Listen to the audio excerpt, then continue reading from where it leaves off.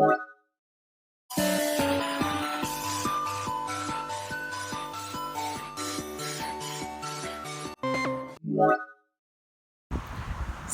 here it is, the end of the mini braid challenge, and I've got to be honest with you, no one participated, so there is no winner.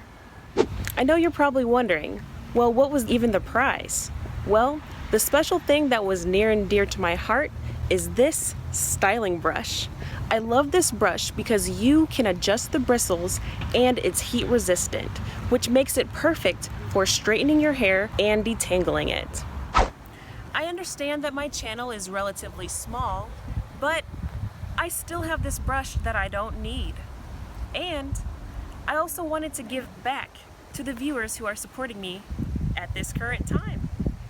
So let me know in the comments what motivates you to participate in challenges or giveaways. Also, let me know when you think I should give this brush away.